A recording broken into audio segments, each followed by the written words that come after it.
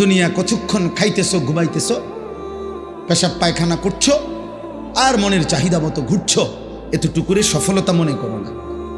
ভেবো না যে এখানেই শেষ। না ভাইয়া, আমি হয়তো দেখবো না, আমারে হয়তো তুমি আড়াল করলা, মাকে, বাবাকে, এই দেশ, এই জাতিকে। মহান আল্লাহকে কেমনে আড়াল করো? আল্লাহকে ফাঁকি দেবা কেমন?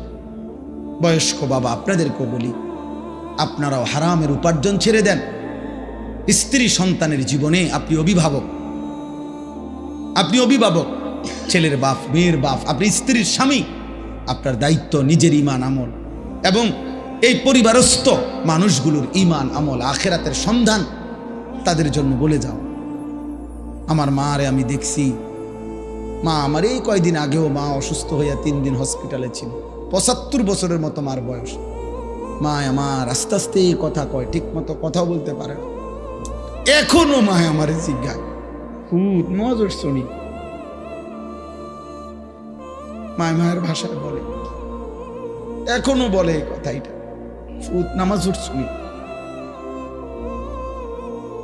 এখনো বলে। একেবারে ছোট্ট হয়ে গেছে মার শরীর, কিচ্ছু নাই শরীরে, তো মা এই কথাইটা কেন কয় আমি বুঝি না। এখনো বলে মায় আম করে, আমারে তো বলে সবসময়, ফুত নামাজ শুনি।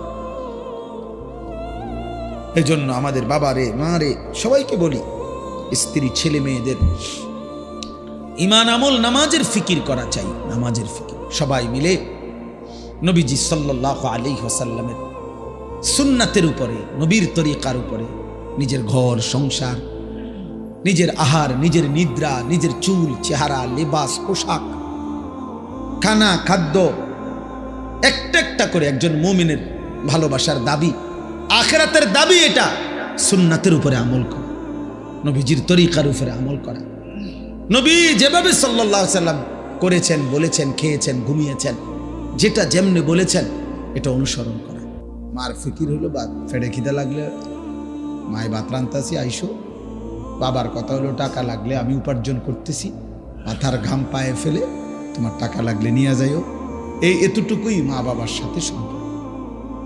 বাকিটা এবার তুমি তোমার মতো খাও, ঘুমাও, তোমার যেটা ভাল লাগে সেটা করো, নাচো, গাও, ফুর্তি করো, হাফ প্যান্ট পরো, নলে প্যান্ট পরো, নলে লুঙ্গি পরো, যেটা ইচ্ছে এটা করো।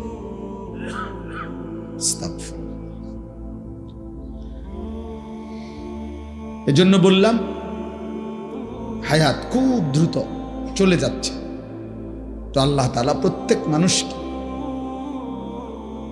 সে যে ফিরতে চাইবে, রব্বানা আখিরনা ইলা আজালিন করিব, কোরআন শরীফে আছে, নাফরমান বলবে, আল্লাহ কিছু সময়ের জন্য আমাকে দুনিয়ায় ফেরত দেন, নুজিব দাওয়াতাকা, আমি আপনার সবগুলো কথা মেনে নেব, ওয়া নাত্তাবিউর রুসুল, এবং রাসূলের যত বাণী তাও আমি এবার গেলে অনুসরণ করব।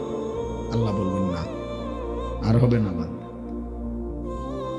কোরআন শরীফে আছে, মৃত্যুর সময়ও জাহান্নামী নাফরমান বলবে, আল্লাহ আমাকে আর কিছুদিন হায়াত দেন। ক্বালা রব্বিরজিউন, কেন? লাআল্লি আমালু সালিহান ফীমা তারাকতু, আমি যেই আমলগুলো ছেড়ে দিছি এবার করব। আল্লাহ বলবেন কাল্লা, কখনোই। এজন্য একটা কথা জরুরি, ছেলেরাও বুঝো, মনোযোগ দিয়ে শুনো, বাবারাও শুনে, আমিও, আপনারাও। এ কথাটা জরুরি যে প্রত্যেক মানুষ তার জীবন 900 বছরও যদি আনন্দ আর ফুর্তিতে কাটায়, সুখেই কাটায়, তারপরও মৃত্যুর প্রথম প্রহরে, মৃত্যুর প্রথম মুহূর্তেই সে তার পুরা হায়াত উপলব্ধি করবে, মানে বুঝে ফেলবে যে হায়, আমি আর ভালো করলাম না, মন্দ করলাম, আমার আগামী অবস্থা। মৃত্যুর যন্ত্রণা শুরু হলেই সে বুঝবে আমার আর ছুটার, পলায়ন করার, আড়াল করার, পাশ কাটবার আর সুযোগ।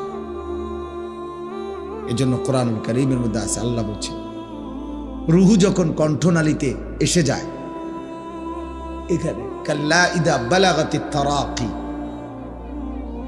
এখানে যখন এসে যায় তখন সে বুঝে ওয়ান্না আন্নাহুল ফিরাক, ও বুঝে ফেলে আজ আমাকে দুনিয়া ছেড়েই দিতাম, ফেরাক, আজ আমাকে চলেই যেতে হবে, আজ আর আমার কেউ রাখতে পারবে না। আর কি বুঝবে?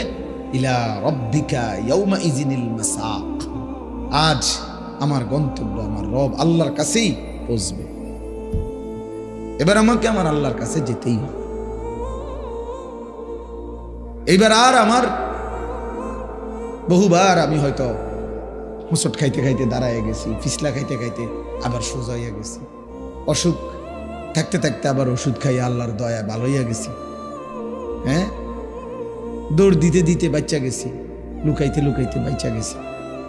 এইবার আর হবে ইলা রব্বিকা ইয়াউমা ইদিনিল মাসাক, আজ আমাকে আমার আল্লাহ বলছে আজ ইলা রব্বিক, আজ তোমাকে ফিরতে হবে বান্দা। তোমার গাড়ি চলছে, তোমার জীবনের গন্তব্য আজকে গিয়ে থামবে, হ্যাঁ, ইলা রব্বিক, তোমার রবের নিকট। প্রত্যেককে আল্লাহ বলছে আমি কিন্তু তোমার রব, তুমি আরেকজনের কথা বাদ দাও, আমি তোমার রব, আমি তোমার। আল্লাহ যেন বলছে আনিস আমি তোমার রব, মাসুদ জামিল আমি তোমার রব, মৌলানা ইয়াসিন আমি তোমার রব। আজ তুমি তোমার রবের কাছে যাবে।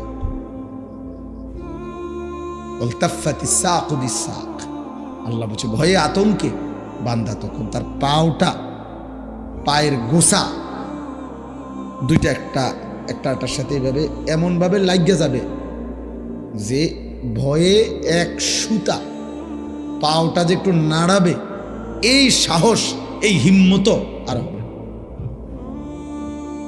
এটা একটা উদাহরণ দিই, খুব মজার উদাহরণ শুনে। কিছুদিন আগে আমি অল্প কিছুদিন আগে গত মাসে খুব সম্ভব, হ্যাঁ গত মাসেই লাস্টের দিকে পাবনা গেছিলাম মাহফিলে, পাবনা। তো ওইখানে যাওয়ার সময় আমারে নারাম মানিকগঞ্জ পাটুরিয়া ফেরিঘাট দিয়া ওইখান দিয়ে স্পিড বোট চলে, তারপরে ফেরি আছে, তো ফেরিতে দেরি হবে। আমি আরেক মাহফিল কইরা তারপরে আসছি ওইখানে রাত 9টায়, অন্ধকার, বিশাল নদী। এই নদী যমুনা নদীর এই বিশাল নদী। তো আমার জন্য স্পেশালি তারা একজন ডিবির গোয়েন্দা বিভাগের একজন বড় অফিসার, আমাদের ঘনিষ্ঠ, ওনার বাড়ি ওইখানে, উনি আমার দাওয়াত দিয়ে নিছে, উনি ছিলেন। তো উনি যেহেতু ডিবির অফিসার হিসাবে শব্দ হেনে মানে ওনার লাগে হুলুস্তুল সব রেডি, সারে যেটা দিয়ে যায়। তারপরে আমি গেছি, আমার জন্য রাত্রে স্পিড বোট ঠিক করে উনি সহ এই রাত 9টায় অন্ধকারে স্পিড বোট দিয়ে গেছি এই নদী।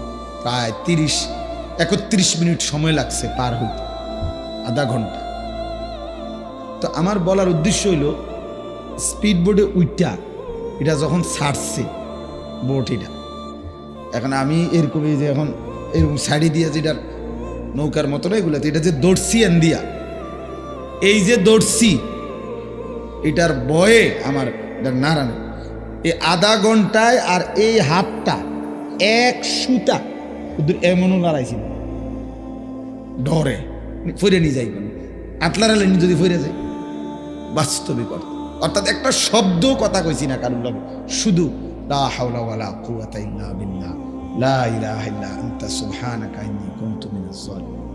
মানে গত 6 মাসে যা তাসবিহ পড়ি নাই, আলহামদুলিল্লাহ আধা ঘন্টা আখিরাতের বড় পুঁজি হয়ে গেছে, বয়ে বয়ে বয়ে। তো বুঝাইতে চাইলাম আর কি, সামান্য এই স্পিড বোটের বয়ে পড়িনি যাই যেন হাতটা নাড়াইবার মতো সাহসে কুলা।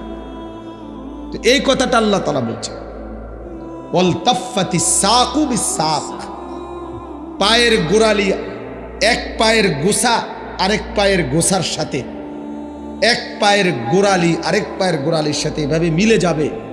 আর এই নাফরমান ভয়ে আতঙ্কে, আখিরাতের ভয়ে, কবরের ভয়ে, জাহান্নামের ভয়ে, পরকালের ভয়ে, মৃত্যুর যন্ত্রণা শুরু হলে পাওটা যে একটু নাড়াবে এই সাহসটা আর হবে, এই হিম্মত আর কুলাবে না, আর সাহস হবে। কে আসো, কোথায়, আয়, আমার জন্য আজরাইল আসছে আমারে নিতে, তোরা আমার ফুলান্ডি কই? হ্যাঁ, বলার সাহস নেই। কত অহংকারী বাদশাহ এই পৃথিবী থেকে চলে গেছে। আমার কাছে কিতাব আছে, আমাদের এই মুসলিম ইতিহাসে একজন শাসকের নাম ছিল ওয়াসিক বিল্লাহ, খলিফা ওয়াসিক বিল্লাহ ওর নাম ছিল, একজন মুসলিম বাদশাহ। কিন্তু সে অনেক বড় অহংকারী, ঔদ্ধত্যপূর্ণ ছিল। তার শাসন আমলে সে বহু আলেমে দ্বীনকে তার কথার ব্যতিক্রম করার জন্যে ডাইরেক্ট জবাই করে ফেলছে। এই কিতাবে আছে, জাআত সাকরাতুল মাউত বিল হক, এই কিতাবে আমি নিজে, শাস্তি না শুধু ডাইরেক্ট জবাই করে ফেলতে। এরকম দণ্ড প্রতাপ ছিল তার।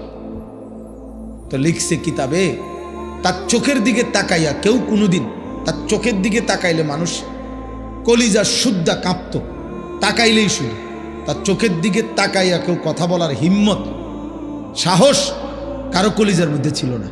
এমন এমন ভয়ানক ছিল সে খলিফা ওয়াসিক বিল্লাহ, একজন বিখ্যাত খলিফা, উমাইয়া খলিফা, এই হারুনুর রশিদের পরের।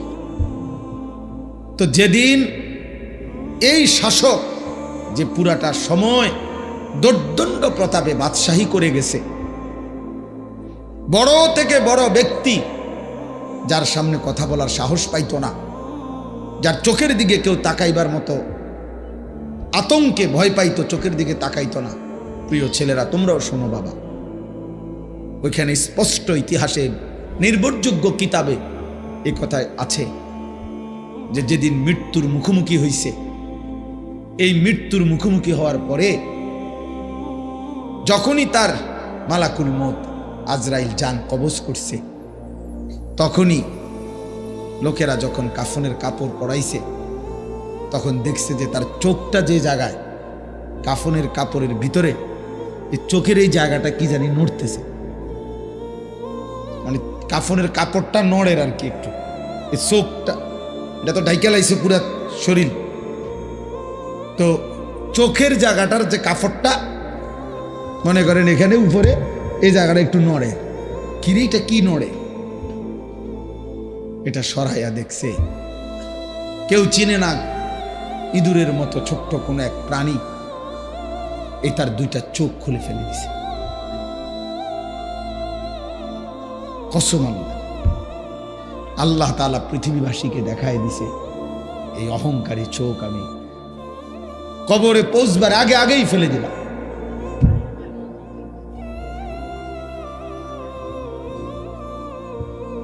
কবরে পৌঁছবার আগে আগেই ফেলে দিলাম।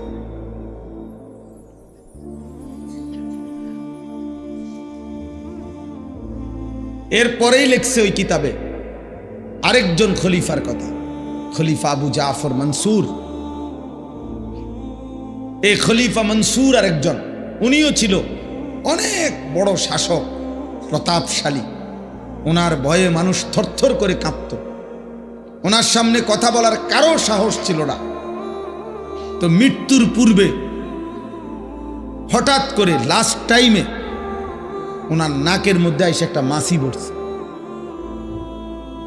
এখন মাছি বসার পরে উনি বারবার মাছিটা সরায়, কিন্তু এটা আবার বসে, আবার সরায়, আবার বসে।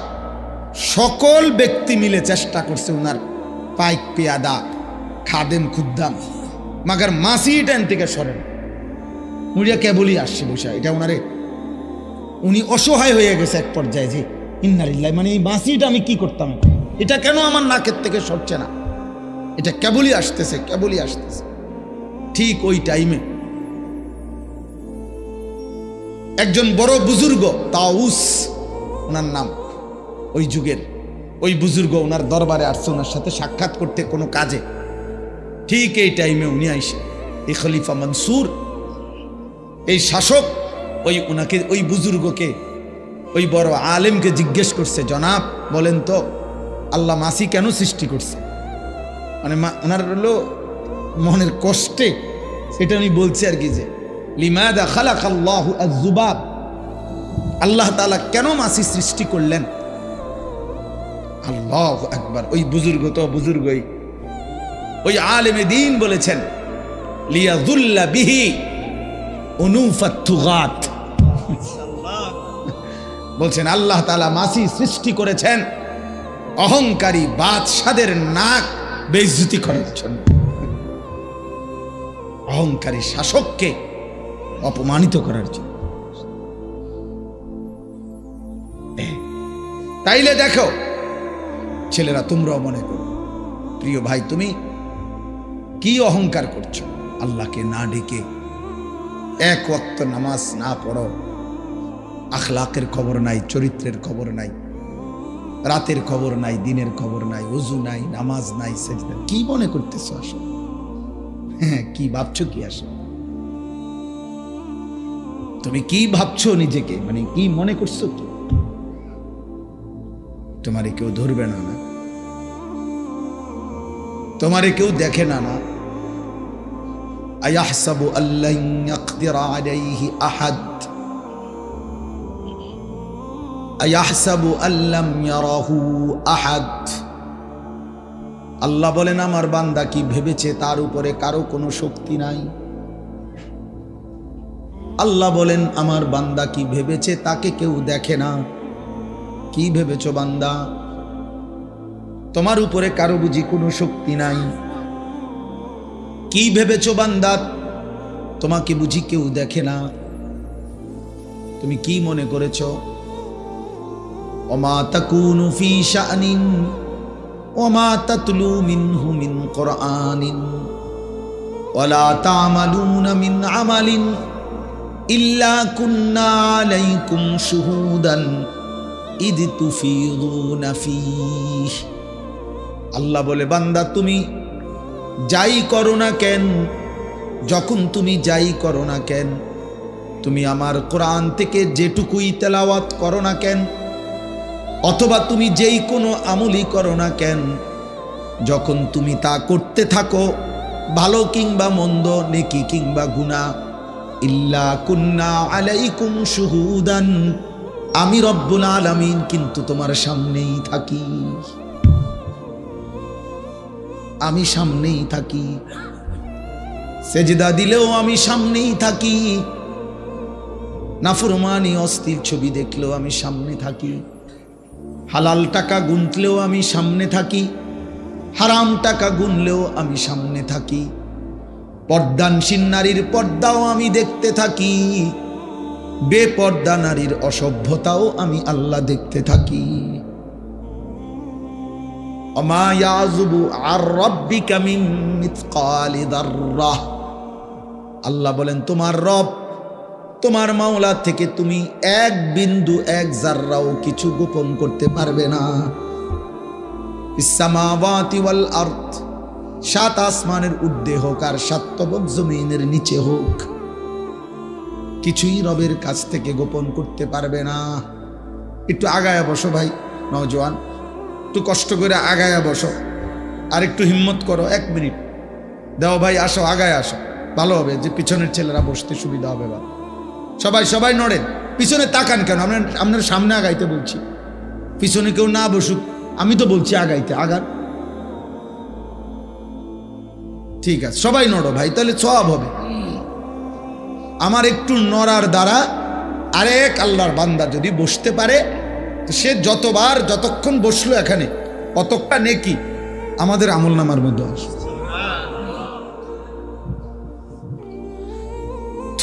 তো যাই হোক,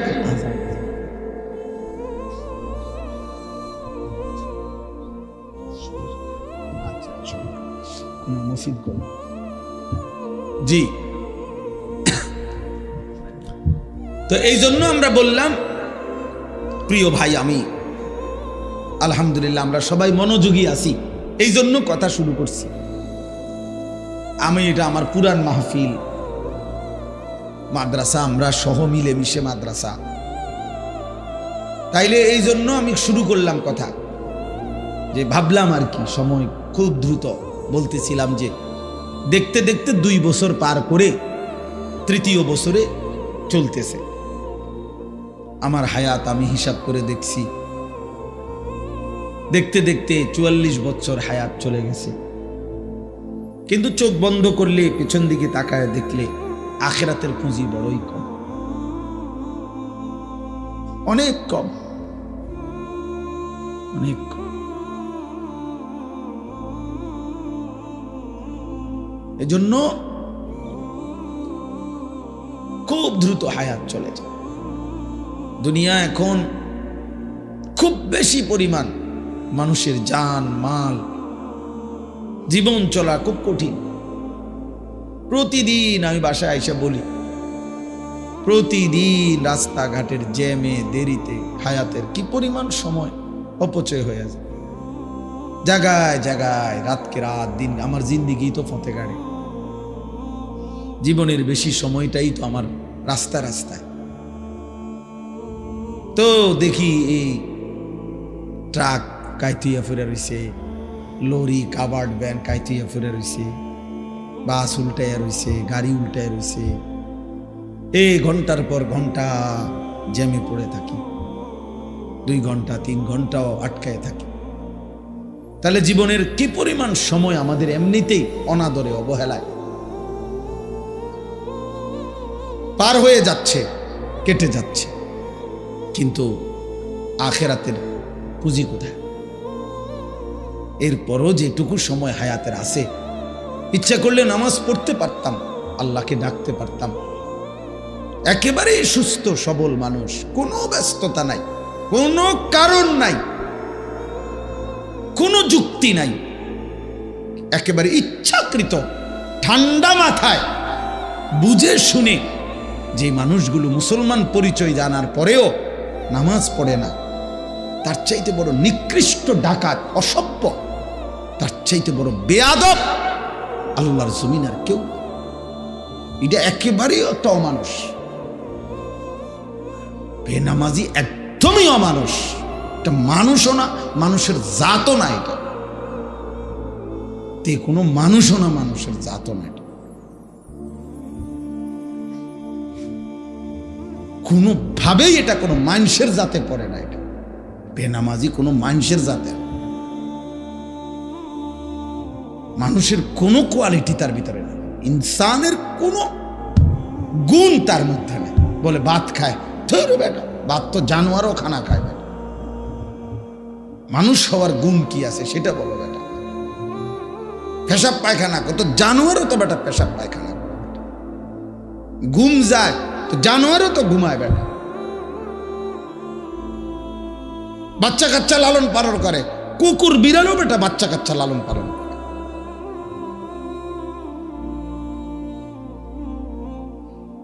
জানোয়ারেরও বাচ্চা হয়, যৌন চাহিদা পূরণ হয়, নইলে গরু ছাগলের বাচ্চা হয় কেমনি? এটাই কাজ বেটা। মানুষ ভাত খায়, ঘুম যায়, রোজগার করে, হুইতালায়, পাগল মাতাল বেটা। মানুষ কিভাবে হলো তাহলে? আফা হাসিবতুম আন্নামা খালাকনাকুম আবাসান। আল্লাহ তাআলা বলছে, বান্দা তুমি কি ভেবেছো আমি আল্লাহ তোমাদেরকে অনর্থক বানিয়েছি? তাহলে এই অনর্থক বাণী কি?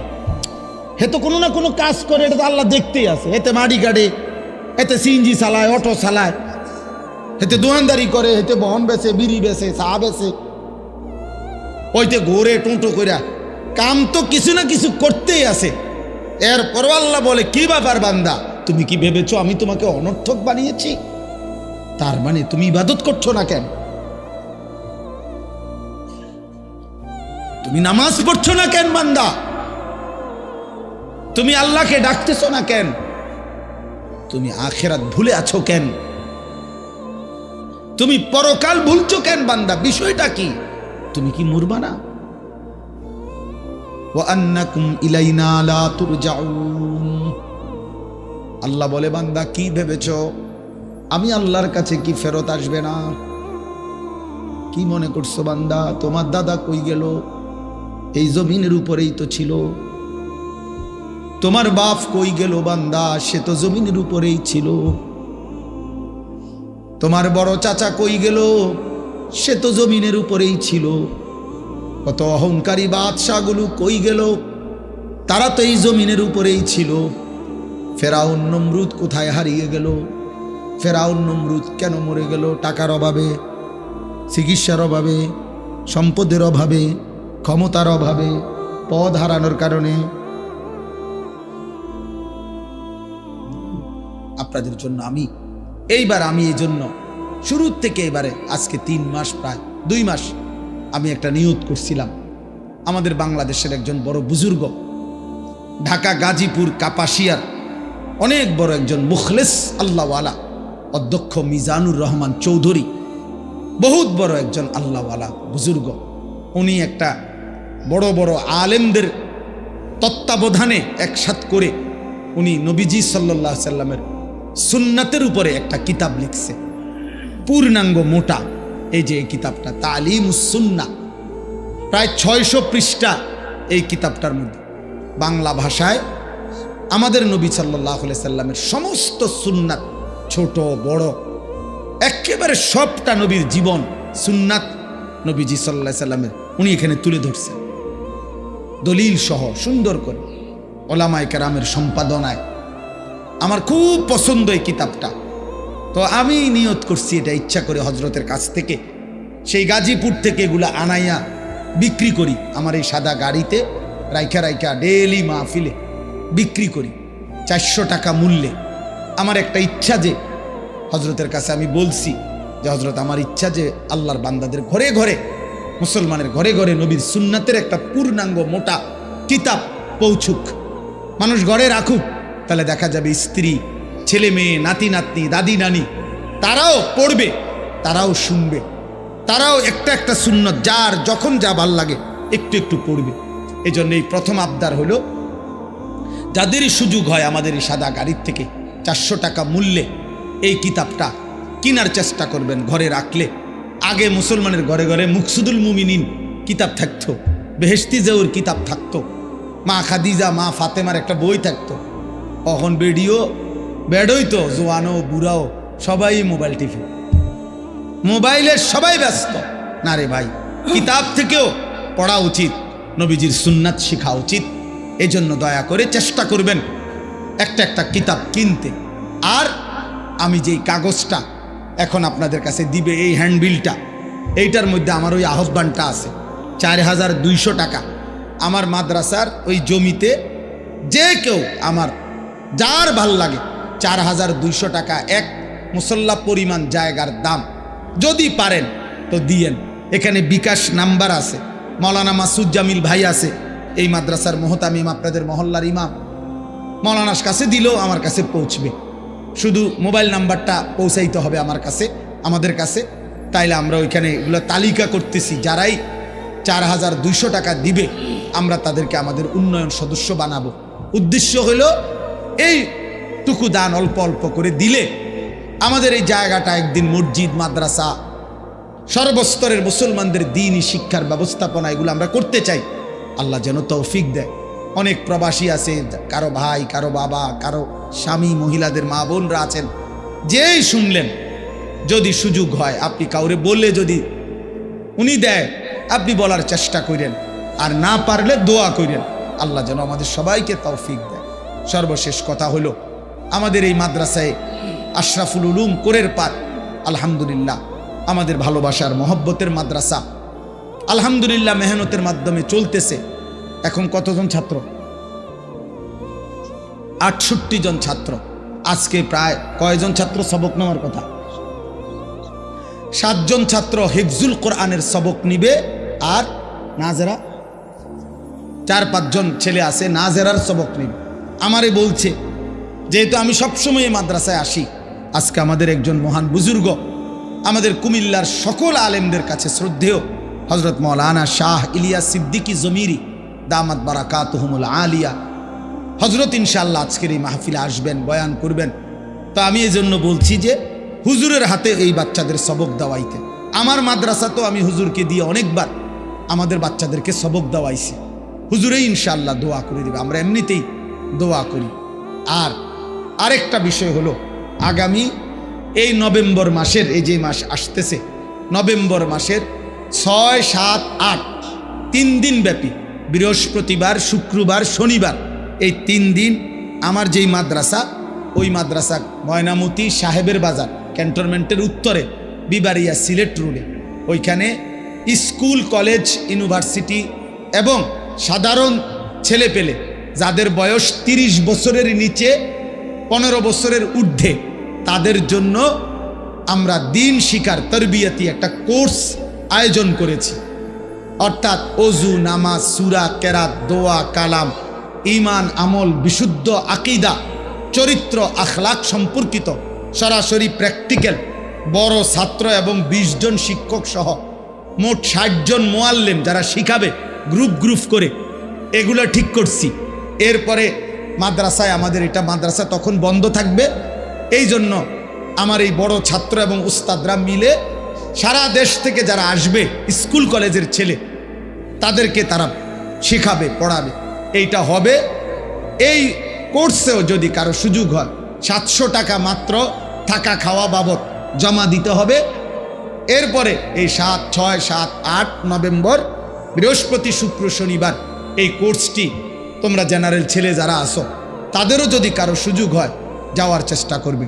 নির্ধারিত আমার ওয়াজ যেখানে যারা চালায়, এগো কাছে এটা বিজ্ঞাপন দেওয়া আছে, অনলাইনে এটার অ্যাড আছে, ওইখানে নির্ধারিত মোবাইল নাম্বার আছে, ওই নাম্বারগুলোতে যোগাযোগ করে নিজের নাম এন্ট্রি করতে হবে। প্রয়োজনে মাসুদ জামিল ভাই থেকেও সহযোগিতা নিতে পারবেন যে কেউ। আল্লাহ তাআলা আমাদেরকে তৌফিক দান করেন, কবুল করেন। এশার নামাজ পড়ে আবার